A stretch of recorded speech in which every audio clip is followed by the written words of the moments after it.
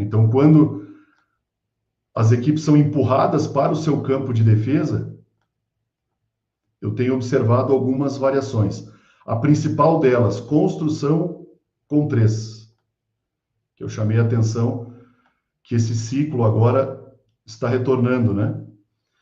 Ora, esse terceiro é um dos laterais, como aqui nesse caso eu estou colocando o lateral esquerdo, dando esse suporte.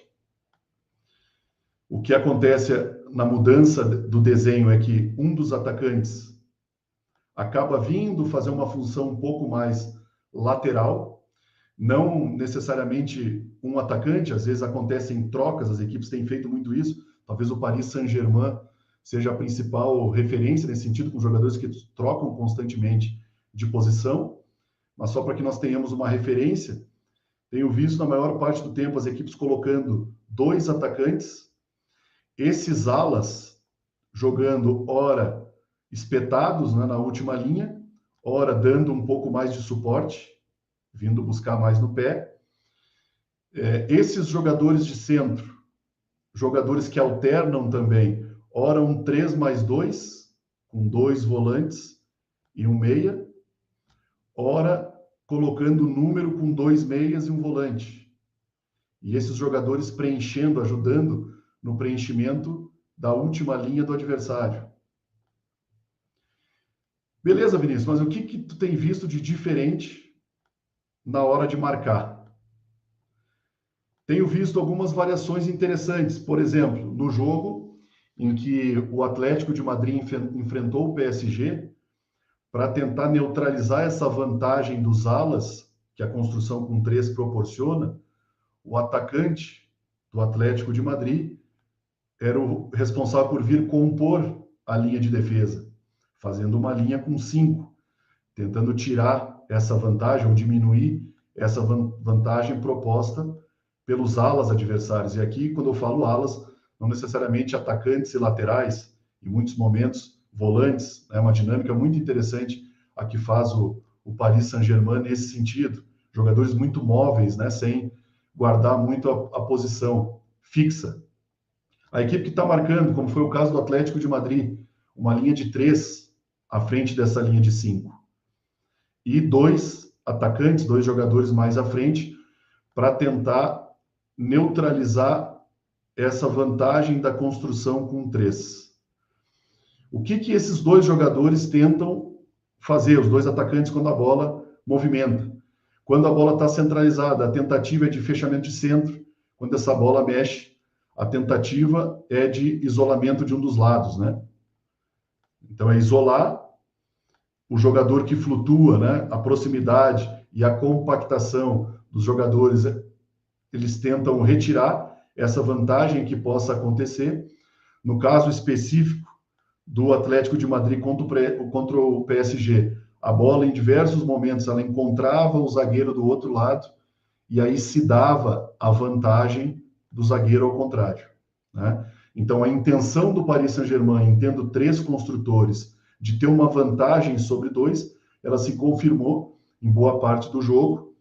Quando acontecia essa liberdade para o zagueiro de fora, a abordagem ela acontecia por um desses jogadores, esses 3 jogadores da linha de 3 do adversário. Essas flutuações que acontecem dos meias, dos atacantes, elas são supridas com o salto dos defensores. Isso é uma outra tendência, né? Muito salto desses jogadores para poder retirar a flutuação, ao invés de diminuir o número de jogadores na frente para poder trazer jogadores para trás, né?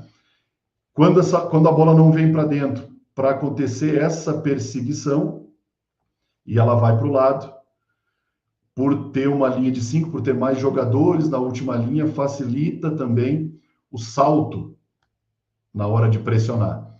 Possíveis janelas que possam abrir, as equipes têm optado por balançar, né? Não tenho visto tantas perseguições individuais, mas sim um balanço muito bem feito da linha para poder dar conta dessas infiltrações. E mais uma vez, quando essa bola é roubada, a tentativa de fazer um ataque vertical, né? O jogo do Inter Miami, embora o Inter Miami não seja especificamente uma equipe que construa na segunda fase de construção com 3 e sim com linha de 4, com os laterais mais posicionados por fora.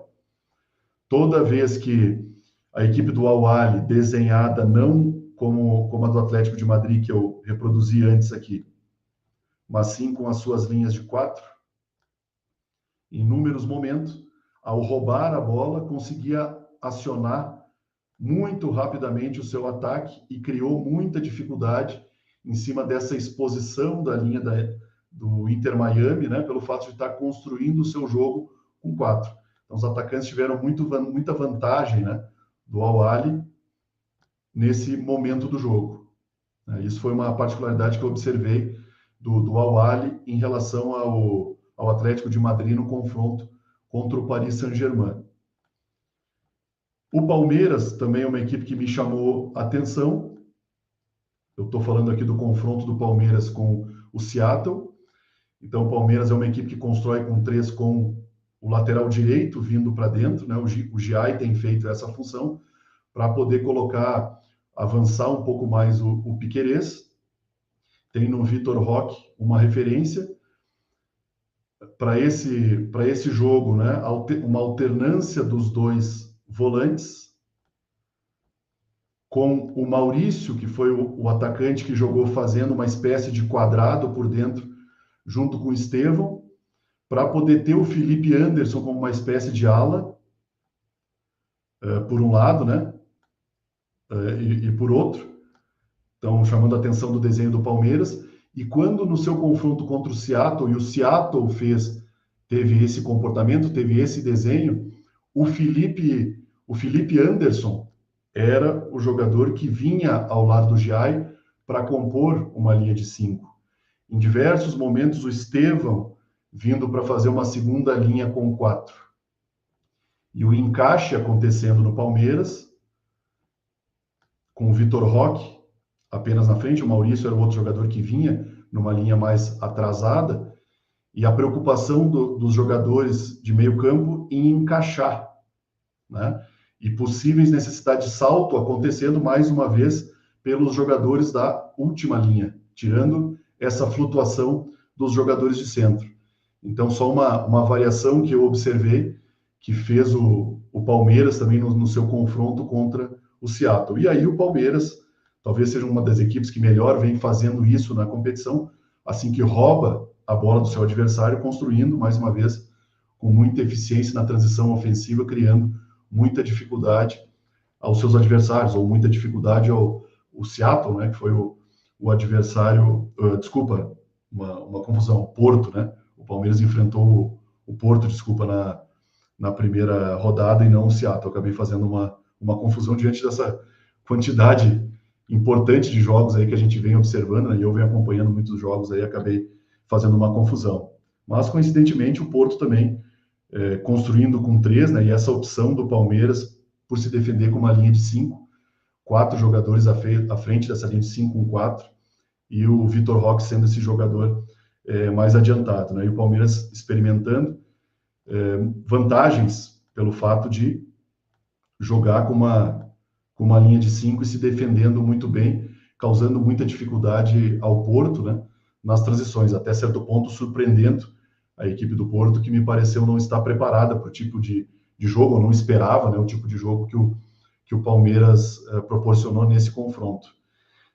Vale ressaltar, né, que nesse confronto, duas realidades de momentos distintas, o Palmeiras no meio da sua temporada e o Porto finalizou já a sua temporada, então eu percebi no final do jogo o Porto bem desgastado, justamente por talvez não esperar, né, que o Palmeiras fizesse um jogo tão forte como fez, e na minha opinião teve mais perto de vencer o confronto do que a equipe do Porto.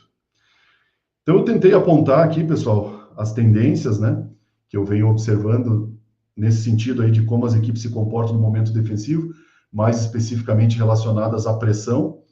Uma outra situação que acontece bastante, as equipes têm isso como um comportamento muito importante, são as bolas que vão para trás, esse gatilho do passe para trás, né? Equipes vão para tentar tentam pressionar, tem acontecido muito recuo para o goleiro, E aí as equipes seguem essa pressão, seguem no gatilho dessa bola andando para trás.